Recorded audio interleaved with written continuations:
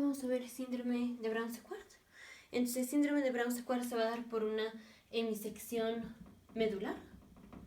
Entonces, primero para entender por qué es que el paciente se va a presentar con dos síntomas ipsilaterales y uno contralateral al lado de la lesión, principalmente más otras cosas un poquito más específicas. Para esto, rápidamente repasamos los tractos. Ahora, esto es bastante fácil si ya no sabemos los tractos de memoria. Pero si no, de todos modos, aquí los repasamos rápido y ya como está el esquema va a estar fácil visualizarlo. Pero si no, de todos modos, también es fácil visualizarlo en la mente. Entonces, vamos a ver, o rápidamente repasamos 3 tractos clásicos, que es la vía de dolor y temperatura. Luego repasamos la vía de propiocepción y tacto fino. Y luego la vía corticoespinal, que es la vía motora. Entonces, primero lo vamos a repasar. Luego vamos a tener que ver qué pasa a 2 niveles de la médula. Entonces, tenemos que ver qué pasa, digamos, por debajo de donde estuvo la lesión. ¿Y qué pasa? ¿Qué pasa a nivel de la lesión? A nivel de la lesión. Entonces vamos a ver estos 3 tractos, los repasamos. Y luego tenemos que ver qué sucede por debajo del nivel de la lesión y a nivel de la lesión. Lo que siempre nos dicen es lo que pasa por debajo del nivel de la lesión. Esta casi nunca se menciona. Entonces, primero repasamos vía de dolor y temperatura. Entonces, vía de dolor y temperatura la puse de los 2 lados en colores un poquito distintos, en estos colores. Entonces empezamos del lado derecho. Aquí está la primera neurona en el ganglio de la raíz posterior. Aquí esta neurona sensa dolor y temperatura del lado derecho. Su axón es sinapsis con la segunda neurona y son los axones de la segunda neurona los que se cruzan. Aquí se cruzan al lado opuesto, aquí importante, se cruzan al lado opuesto y ascienden, aquí están ascendiendo. Nada más para que quede claro, voy a poner una vista lateral del sistema nervioso central. Aquí está el sistema nervioso central, así.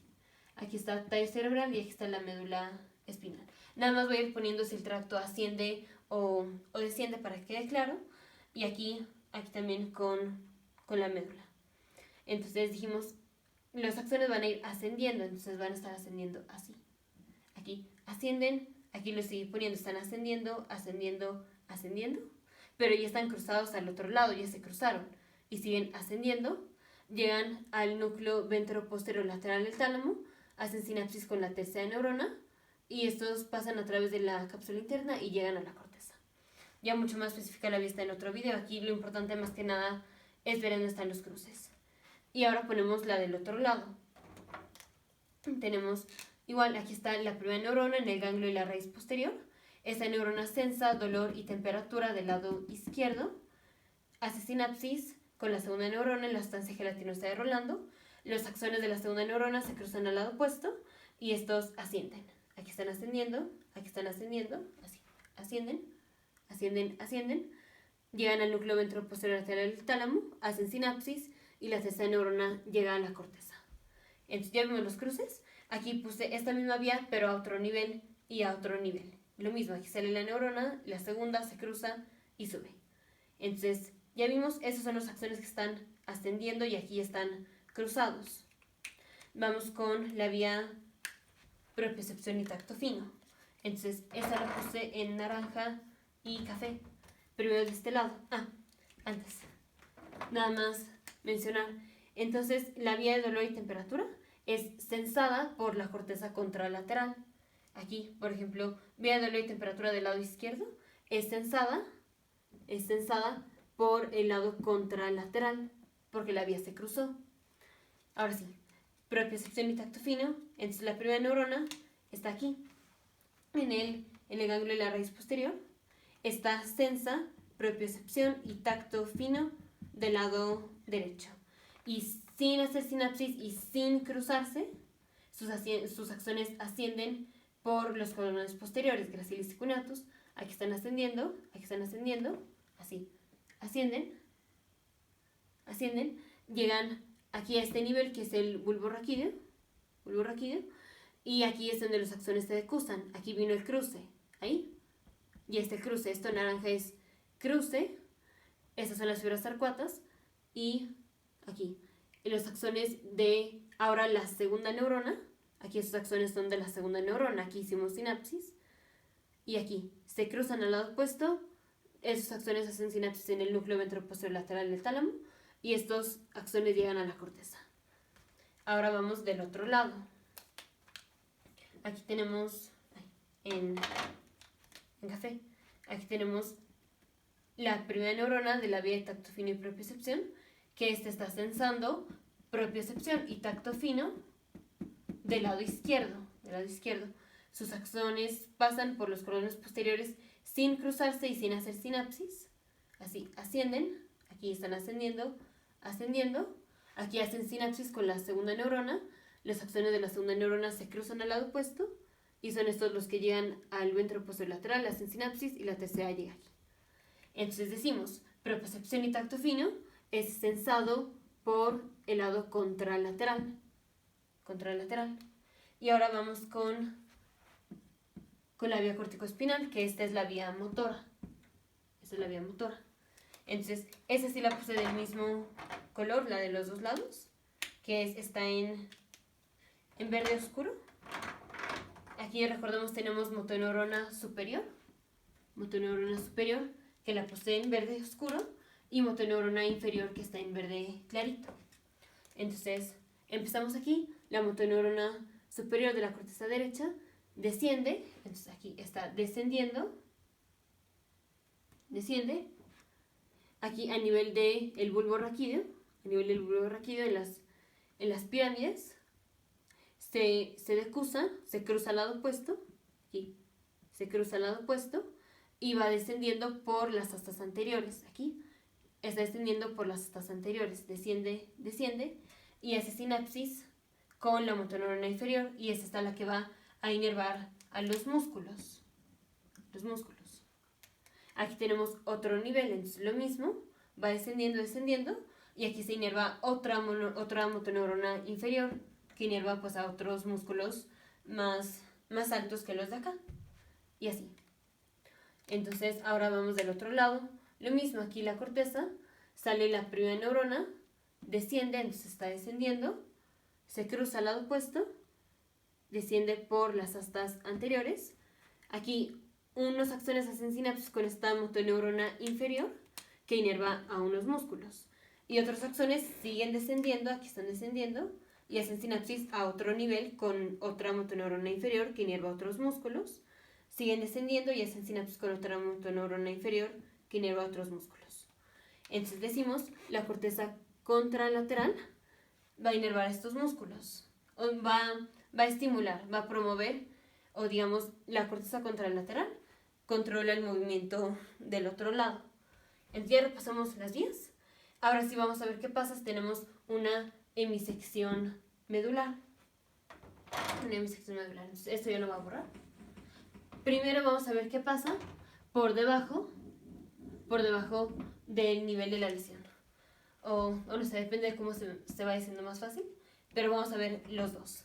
Y lo clásico, que es la triada que siempre nos mencionan, es lo que pasa por debajo del nivel de la lesión. Entonces, vamos a tener una hemisección medular. Entonces voy a poner una línea divisora en azul clarito,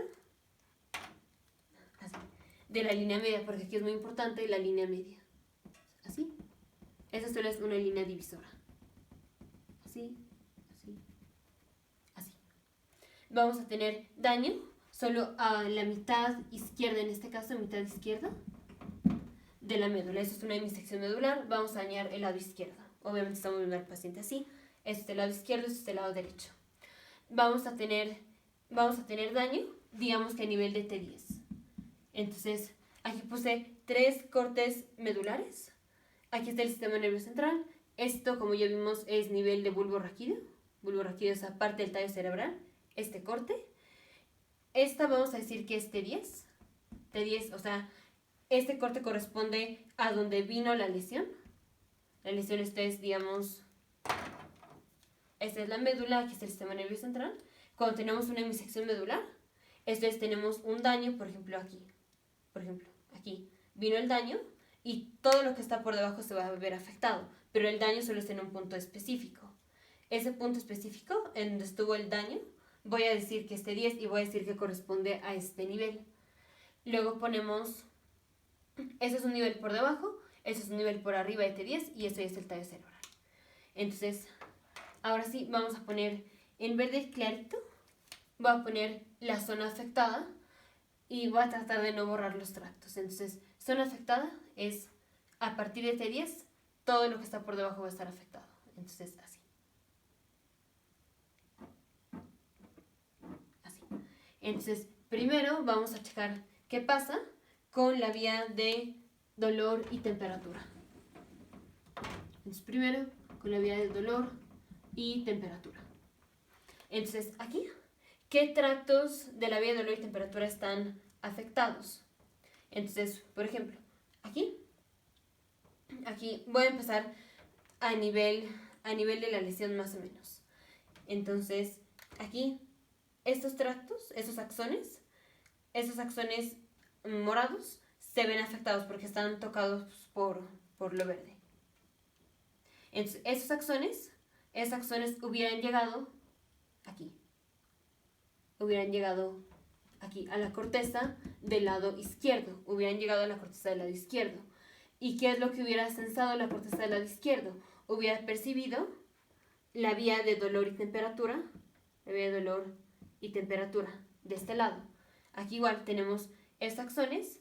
Estos axones están ascendiendo por aquí. Pero aquí la médula ya está dañada. Entonces, aunque este nivel no está dañado, el hecho de que los axones que se cruzan aquí, pero están ascendiendo, al ascender por aquí, como aquí está dañada, pues no importa que aquí no estén dañados, si aquí está dañado, finalmente no van a llegar, o sea, el axón sí llega, pero la información ya no llega. Entonces, como aunque por debajo no tengamos lesión como tal, el daño fue solo en este punto, el hecho de que el axón está subiendo por aquí y aquí ya hubo daño, la información no va a llegar hasta arriba. Entonces, aquí por ejemplo, por eso este corte también está afectado. Entonces, esto hace que los axones que están aquí, aunque estén ascendiendo, finalmente la información no va a llegar aquí. ¿Y qué información es la que no va a llegar? No llega la información de este axón, pero este axón que tenía. Este axón recibió información de dolor y temperatura del lado derecho. Entonces el paciente va a tener pérdida de la vía de dolor y temperatura contralateral a la lesión, todo por debajo del nivel de la lesión. Entonces, dijimos, la lesión fue una hemisección medular izquierda. Pero estos axones, como se cruzaron y al ascender, pues están ascendiendo por un lado que está pues dañado, la información no llega aquí. Pero ¿qué información hubiera llegado? La de estos axones que tienen información de dolor y temperatura contralateral, o sea, del lado derecho. Entonces el paciente va a tener pérdida de dolor y temperatura del lado contralateral. Todo el lado, en este caso derecho, que está por debajo de donde hubo la lesión, o sea, por debajo de T10, el paciente no va a tener sensación de dolor ni de temperatura. Siguiente. Vamos con la vía de propiocepción y tacto fino. Entonces, propiocepción y tacto fino. Por debajo de la lesión. Entonces, aquí ¿qué axones estamos tocando de la vía de tacto fino y propiocepción? Entonces, aquí ya dijimos, el daño está a este nivel, pero como los axones, por ejemplo aquí, axones de la primera neurona que están sensando vía propiocepción y tacto fino del lado izquierdo, aquí ascienden y aunque esta no está dañada, pero al pasar al siguiente nivel que va a ser T10, aquí sí está dañado, aquí me faltó poner verde, pero aquí sí está dañado. Aquí está dañado. Entonces los axones al estar ascendiendo, cuando ascienden aquí, pues ya separa la información. Entonces esos axones finalmente hubieran llegado acá, como ya vimos. Si tenemos interrupción de la información aquí porque tenemos daño, entonces la corteza no va a percibir tacto fino y propiocepción. Pero tacto fino y propiocepción, ¿de qué lado la estaba sensando? Estos axones corresponden a tacto fino y propiocepción del lado izquierdo. Entonces, el paciente va a tener pérdida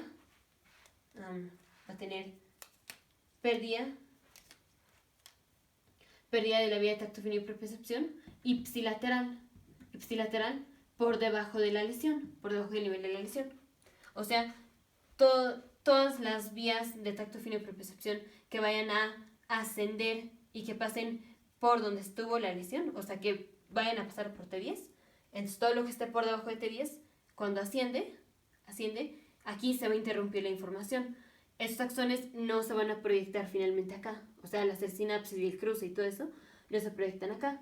Pero como el cruce está por arriba, del nivel de la lesión, decimos lo que se pierde es tacto fino y propiocepción ipsilateral, porque el cruce estuvo aquí arriba. Al dañar aquí, los axones que se dañan son los de la primera neurona que todavía no se cruzaron.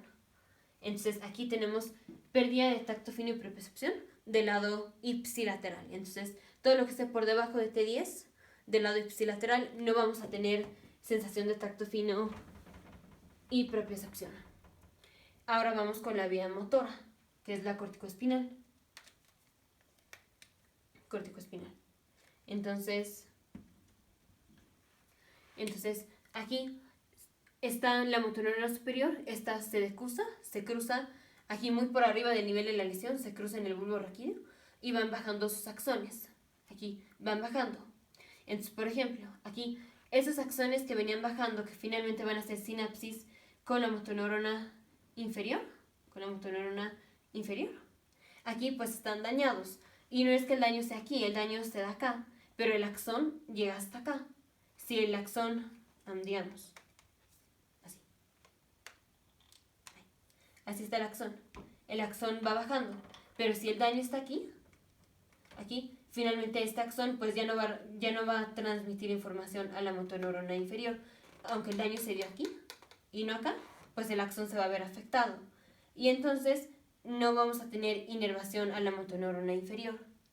Pero esto se va a reflejar como un daño, a la motoneurona superior. Porque aquí la que no está funcionando es la motoneurona superior. La motoneurona inferior, aquí a este nivel, por el nivel debajo de la lesión, pues esta no está afectada. O sea, esta no está dañada. Solo que no está siendo inervada porque la motoneurona superior pues sí se dañó. Se dañó aquí a nivel de T10. Esta parte de la motoneurona superior no está dañada. Pero como esta está dañada, pues no se transmite la información. Y esta no está dañada. Solo que no está siendo estimulada. Entonces, como tenemos daño a la motoneurona superior, el paciente va a tener pérdida de la movilidad, no se va a poder mover. Entonces va a tener parálisis. ¿De qué lado? Ipsilateral, del lado, aquí se cruzó la vía y aquí está hablando de axones que están pasando del lado izquierdo. Dijimos, esta corteza promueve la movilidad o que se mueva el lado izquierdo. Aquí estos axones son los que se dañan y entonces el paciente va a tener parálisis ipsilateral a la lesión y va a ser una parálisis espástica porque la que se dañó fue la motoneurona superior, no la inferior. Entonces, a grandes rasgos, es esto lo que va a tener el paciente por debajo del nivel de la lesión. Pérdida de dolor y temperatura del lado contralateral de la lesión, por debajo de la lesión, todo por debajo de la lesión. Entonces, todos los segmentos que estén por debajo del nivel de la lesión, el paciente va a tener pérdida de dolor y temperatura contralateral. Va a tener pérdida de tacto fino y propiocepción de todos los niveles que estén por debajo del nivel de la lesión, ipsilateral. Y va a tener parálisis ipsilateral del lado de la lesión por debajo del nivel de la lesión, parálisis espástica. A grandes rasgos es eso lo que va a tener el paciente. Ahora vamos a ver específicamente a nivel de la lesión. ¿Qué pasa a nivel de la lesión? Entonces, a nivel de la lesión, ahora vamos a ver qué pasa específicamente a nivel de T10. Vamos con la vía de dolor y temperatura. Ya vimos que todos los axones que están entrando por aquí, todos los que entran aquí, van a cruzarse y ascienden. Y por eso dijimos, todos los axones o digamos, toda la vía de dolor y temperatura que está por debajo del nivel de la lesión, contralateral, se van a ver afectados. Pero aquí, ¿qué pasa? De este lado también tenemos neuronas que están recibiendo vía de dolor y temperatura. Vía de dolor y temperatura. Ahora, aquí, de hecho, aquí no debí de haber puesto verde así. Pero aquí, a nivel de la lesión, está esa neurona, que es neurona de dolor y temperatura, que está recibiendo dolor y temperatura del lado izquierdo. Y esos axones, dijimos, van a hacer sinapsis aquí y esos se van a cruzar. Ahora, esos se cruzan y como no tenemos daño a este lado, pues no pasa nada. Todos estos axones que entran por aquí se cruzan al lado opuesto. O sea, hacen sinapsis, se cruzan al lado opuesto y ascienden por aquí, pues no tienen problema porque el lado fue del lado izquierdo. El daño fue del lado izquierdo, no del lado derecho. Pero específicamente aquí, que es en donde tenemos el daño, esta neurona, la primera, que todavía no se cruza, aquí, esta ya está dañada. Entonces, a nivel de la lesión, no tenemos información de vía de dolor y temperatura del lado ipsilateral, porque aquí a nivel de T10, que es donde estuvo la lesión, pues también se daña la neurona, la primera neurona de la vía de dolor y temperatura. Entonces esta se va a ver afectada. Entonces vamos a tener pérdida de dolor y temperatura ipsilateral, nada más a nivel de la lesión. Entonces, vía de dolor y temperatura va a estar afectada contralateral por debajo de la lesión. Todo lo que esté por debajo de la lesión contralateral va a tener pérdida de dolor y temperatura. Pero específicamente a nivel de la lesión, el paciente va a tener pérdida de dolor y temperatura. Ipsilateral.